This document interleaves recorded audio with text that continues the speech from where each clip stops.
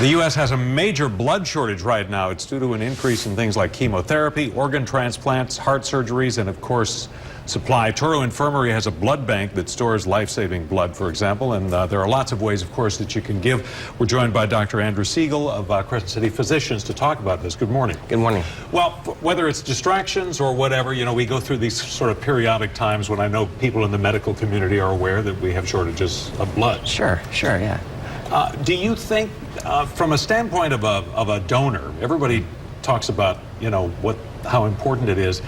I guess you really don't need blood until you really need blood, as this to modify the saying. Well, we definitely need blood, and there's a great shortage right now. The Red Cross estimates that we need about 80,000 units of blood on a daily basis, and we're falling greatly short without that. We're about 36,000 units on a daily basis. You know, there's a great feeling a person gets. Sure. You mentioned you just around the office, oh yeah, I need to do that. You always feel good when you give blood. You're literally helping to save a life, perhaps. Sure, yeah. So every time you donate blood, you save at least one life. Now, if they take the whole blood, that can go directly to a patient, or they can split the blood up into different parts like red blood cells, plasma, platelets, and you can actually save multiple lives.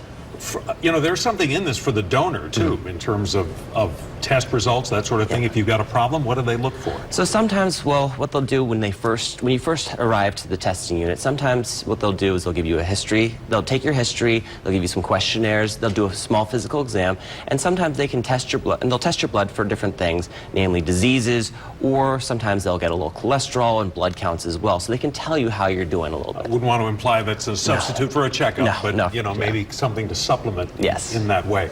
How do you eat before this? You know, everybody talks about the cookie or the orange juice you get afterward. Sure. What should you do going in? So going into it, you need to eat iron-rich foods. So chicken and red meats, spinach, beans, iron-fortified cereals, things like that to help kind of boost your blood counts.